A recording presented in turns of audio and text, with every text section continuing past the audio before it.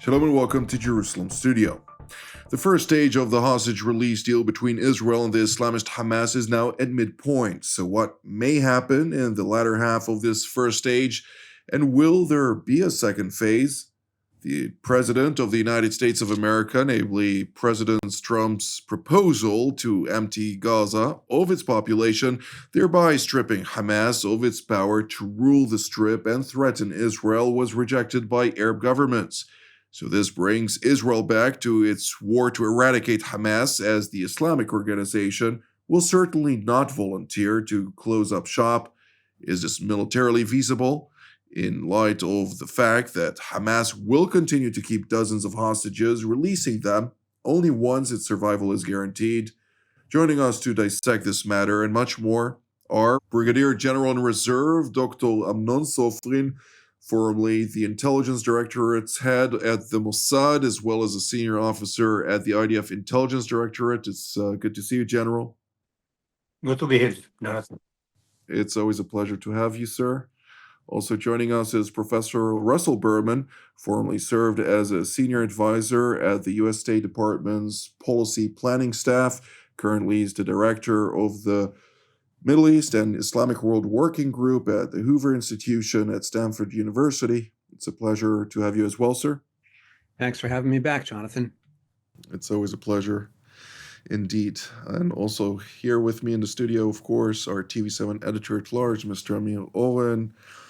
Amir, the Gaza Strip has been a source of a lot of heartache, not only for Israel, but for Egypt, for other countries in the region.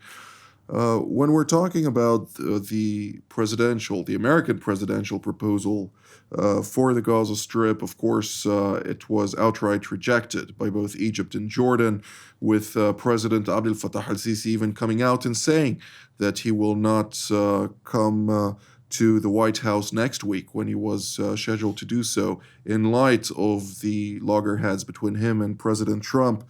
What are we to take out of this whole equation right now? So, as you probably remember from reading, not from being there, the first American involvement militarily in the Middle East was 200 years ago, in the early 19th century, against the Moroccans, the Barbary coast, the first action of the U.S. Marine Corps. It doesn't look as if President Trump is going to send the Marines to come ashore at Gaza, much like they did at Incheon or Iwo and Guadalcanal. However, if you look at it in a paradigm, game theory paradigm, there are now three actors here, rather than just Israel and Hamas through mediation, because President Trump is now staking his reputation on a proposal which has been rejected not only by Hamas, but by the very Arab states who are supposed to absorb the Palestinians who will voluntarily or not leave Gaza. So it's complicating things. Now, as we are speaking now, we are in the midst of a crisis because the Israeli and Hamas positions are not synchronized. And there is the American suggestion that by noontime, this coming Saturday, the whole deal, which has been reached by President Biden, but was prodded by the Trump deadline of January 20th, this could collapse, because Trump is now saying, forget all the stages. Let's have one wholesale release of the Israeli hostages. He didn't say what the return would be, what in exchange. So we have to sort out the various positions before we can make any progress. With regard to the bombing of Tripoli, which was conducted, of course, by the U.S. Navy in the 1807 or so. No, actually before that, it was 17. Anyways, it had also to do with hostages. There were discussions about roughly 1 million Caucasians, both from the United States as well as from European nations, who were taken hostage by the Berber states, by the Ottomans, by the Yemenis, for that matter. So a lot of that, but nonetheless, that was North Africa, AFRICOM, not even CENTCOM. So we need to take that into account. But nonetheless, I'd like to turn first and foremost to Professor Berman. I'd like to ask you particularly about this grandiose plan brought forth by President Trump is obviously outside of the box for various reasons, and those reasons, I think the only country which actually came out and stated its support for this plan, or not its rejection, other than Israel, happens to be Russia, which is quite interesting, all things considered. But nonetheless, what is the merit behind this this push forward? I think the best way to respond to President Trump is to listen to what he says and take it seriously. I see three suggestions coming out of what he's described as a future for Gaza. First, he's taking the position that the Gazans should leave the strip. I don't believe he's saying he's going to force them out, but he should give them, the international community should give them free passage out of Gaza rather than holding them hostage, really. For years, we've heard about Gaza as an open-air prison. Now it's time to let the Gazans leave, and I'm going to bet that many Gazans really want to get out of that mess. Second, he's talking about a significant reconstruction of the region. No one else has come up with a plan for this. He has said that the American taxpayer won't pay for it. My hunch is that his model is either Gulf money or private capital to sell Gaza off to developers in order to rebuild it without this being a burden on the American fisc. And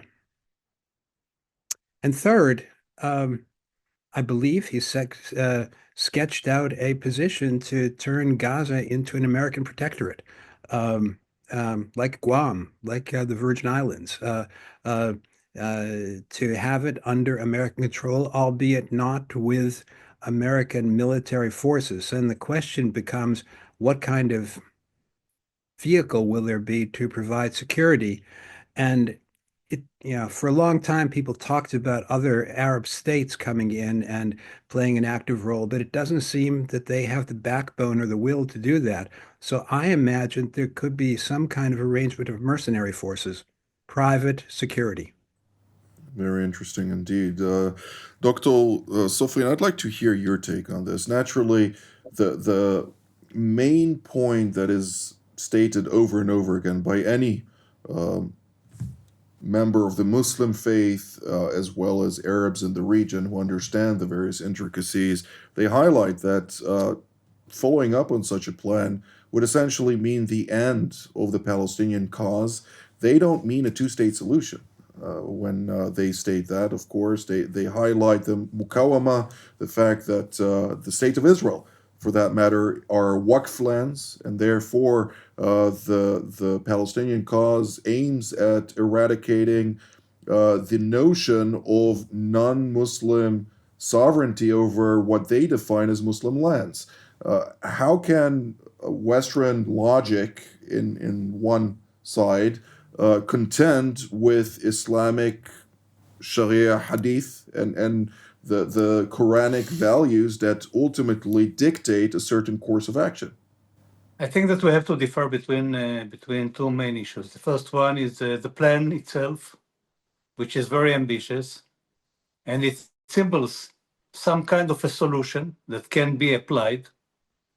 But, and there is a big but, first of all, I'm not sure that all the people living in Gaza will be willing to go out willingly.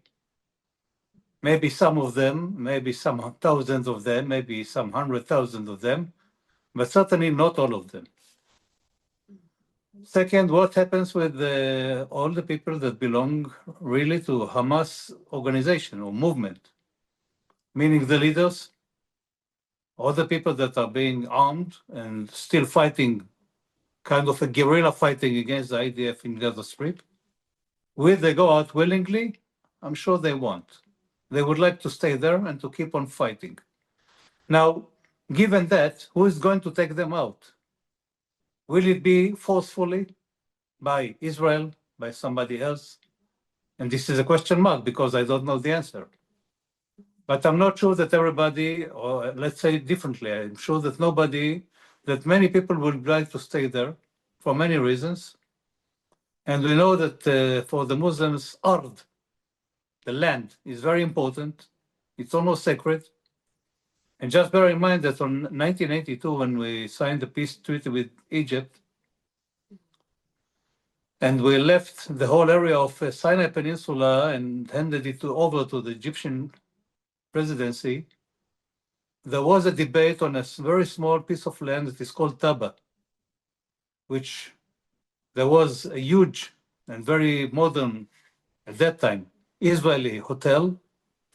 And the debate, we arrived to the International Court in Hague, and they said in the end that it belongs to the Egyptians, and therefore Israel was forced by law to hand it over to the Egyptians.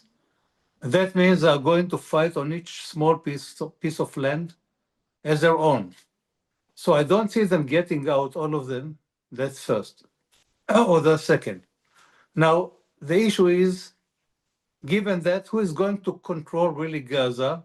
And President Trump is speaking about emptying the whole area and abandoning it, turning it to something else.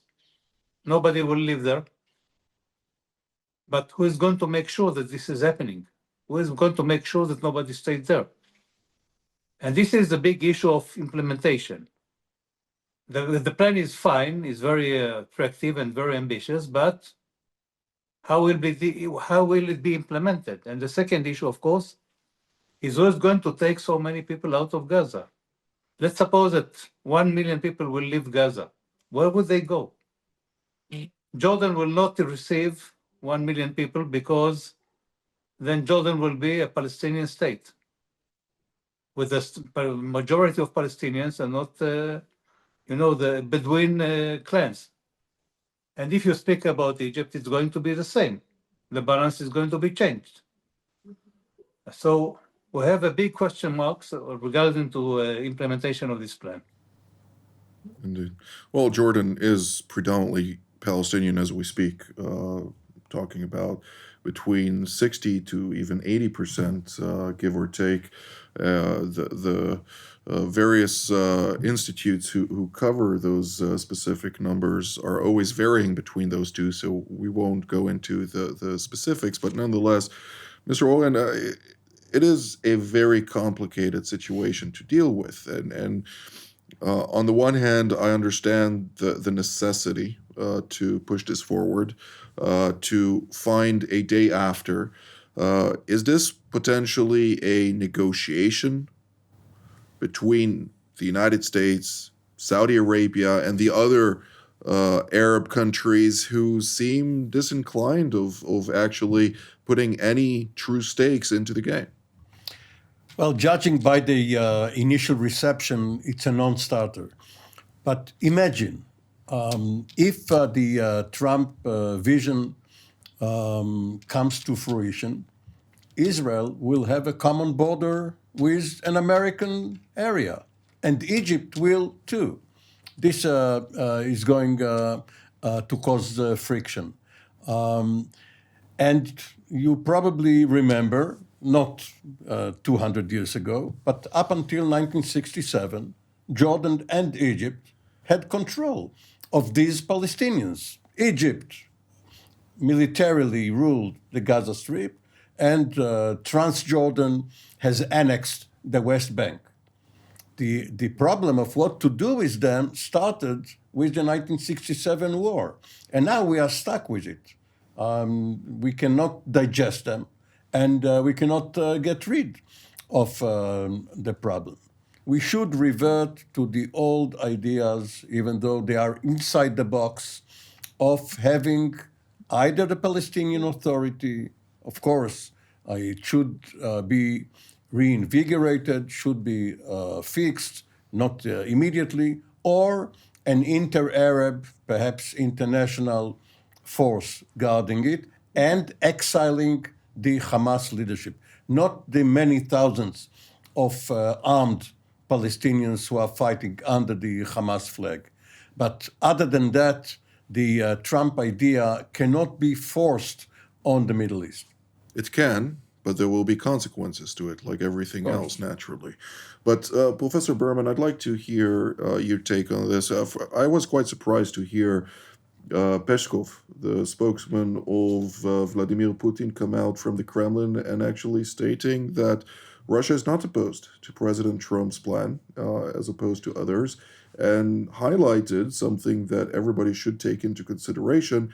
The ins and outs of this plan have yet to be unveiled, and therefore we don't actually know what the work or plan of action is to really consider whether or not it's viable. So what are we to take out of those two elements, particularly also the fact that Russia, which is an adversary to the West, is not necessarily keen on aligning with the United States on anything, and yet it comes out and states that it's not objecting to this vis-a-vis the Gaza Strip. So with regard to Russia, I only have the Russian comment, no comment. I really have no insight into what's going on in Moscow, but I want to revert to this point that so many of the details of President Trump's vision have not been articulated, and we've heard some of the problems described. I think it's important to give the Gazans a right of free passage out of Gaza. I can only imagine that if I were a young person in Gaza, or if I were the father of a family, I would not want to keep my family in that rubble, in that toxic construction site for 15 years. If I have an opportunity to move elsewhere, the model would be transit visas out of Egypt, and then refugee status in receiving countries. Which receiving countries? Well, maybe some of the countries that have expressed particular support for the Gazans. I would say Turkey, high on the list, or perhaps the European countries like Ireland, Norway, Spain, that have decided to recognize the Palestinian state. They're in a sense obligated to accept refugees from Gaza. There should be, furthermore, a determination of land ownership in Gaza, parcel by parcel, and a trust. A trust organization should offer Gazans monetary compensation to purchase their land. I think the model here would be how East Germany was unrolled after the collapse of the communist regime there. The Gazans deserve compensation. The Gazans deserve freedom. And I really don't understand the European governments that say that the Gazans must not be allowed to leave. Well, that baffles me as well. With that being said, I must push back on one point, and that is I hope they're not sent to Norway, Ireland, Spain, or any of the other countries in which they do have governments who are acting in defiance of logic and against the own interests of their own nations. And therefore, I have a hard time accepting those notions, but nonetheless, I do get the point and the merit behind it, since the fact that they do recognize it as a state alters their legal position in this context. But Dr. Sofri, in general, I'd like to ask you, when we're looking at the current state of play, we are still in a very difficult situation. Saturday, President Trump has set in motion a new deadline for all hostages to be removed. If not, it may spell very dire consequences for the Gaza Strip and its inhabitants. What are we to take out of it? I think that from the Israeli perspective, Israel is caught between the hammer and the nail, because if you look at our situation, first of all, we have an interest that people will get back from Gaza, alive and dead, all of them. And if we will take what President Trump just threatened, the Hamas, that if and by 12 on Saturday noon, all the hostages will not be released, then hell will open its mouth, its gates, and Israel should get rid out of this ceasefire and begin attacking Hamas in Gaza. Now, attack on Hamas in Gaza will have consequences because the people that should be released or due to be released on stage one, meaning within the 42 days since the ceasefire began, will not be released. And the destiny of the others is unknown, and they may be hurt, and they may be damaged. So Israel has to calculate very much and very carefully what to do. What kind of leverage do they have on the Palestinians, on Hamas, to release the people on Sunday or Saturday as planned, and not to postpone it, and not to delay it. And they have to make up their minds what is going to be with the second stage, because the second stage is more complicated on the military side on one hand, and the other hand on the political side. That means that if we're going to go and keep on to stage B of this agreement, that means that according to what was agreed at the beginning, initially, Israel should leave Gaza. The war should be stopped immediately with guarantees or international guarantees to Hamas that Israel is not going to attack. And we will stay only on the perimeter of Gaza as been based on during the last year, but not inside Gaza. And we will have the liberty to get in once in a while and to operate against infrastructures and terrorists and so on. On the other hand, Hamas, or Israel requires Hamas that it will be disarmed from its capabilities, and all the leaders will go on exile.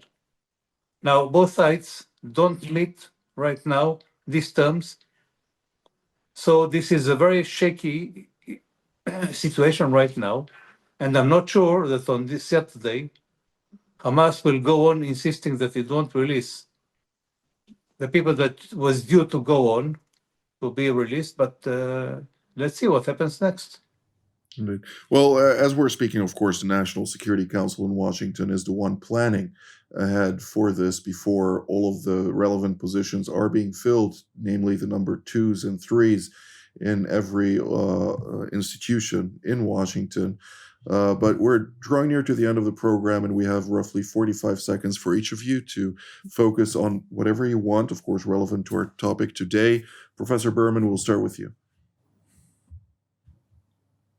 Unless Hamas releases hostages, perhaps not all of them, by noon on Saturday, the ceasefire is going to end. There will be renewed fighting in Gaza, and I don't exclude the possibility of fighting that extends into Iran. Very interesting indeed. General Sofrin? I would like to draw attention to the Lebanese border because Israel applied for another extension of the ceasefire to be ending at February 28 and not 18, since the Lebanese armed forces are not deployed yet at all over the area that Israel is holding right now. So we have to look carefully and see what comes next on the Lebanese border. Indeed, and of course to take note of the fact that the Lebanese are fighting on the border with Syria, which has implications for the number of troops it can actually allocate to fulfill its pledges as part of the ceasefire with Israel, which is another complication in the mix. Mr. Oren? We tend to look at Israel as a unitary actor. Of course, it has a government, it is led by Netanyahu, but there are tensions, both in civil society and between various officials who are heading the military and security organizations and the political echelon. And we may see some calls and perhaps even resignations in the next few days if the government insists on a position which is not supported by the professionals. Of course, they have to salute and obey, but they may feel that they cannot, in good conscience, stay in their positions. Indeed. Of course, we are set to have a number of changes in the very near future, starting the beginning of March. In addition to that. In addition to that, to include the commander of Southern Command, the Chief of General Staff, the Deputy Chief of General Staff. So we're seeing a whole host of top officers going to be replaced. In this context, is that still relevant? No, they did not resign because of disagreement with the government line regarding the hostages. And if the hostages are seemingly sacrificed, some of these generals and others may not be able to stay there in good conscience. Well, time will tell how those very difficult situations will evolve. But nonetheless, I'd like to immediately thank Professor Russell Berman, Brigadier General in Reserve Dr. Amnon Sofrin, and Mr. Amir Oren for all of your insights. I'd like to thank all of you at home. Until our next edition of TV7's Jerusalem studio, from me here in Jerusalem, Shalom.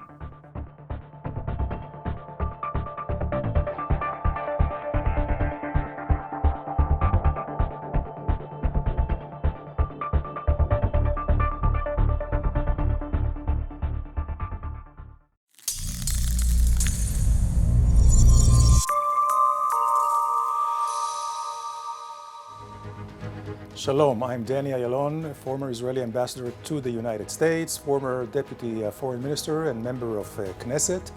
Today, I'm very privileged to be hosting TV7's Middle East Review and also being a panelist of the various shows of TV7, which I find the most enlightening, most educating if you really want to understand the world, the global scene as well as the regional scene of the Middle East. It is worthwhile to watch TV7.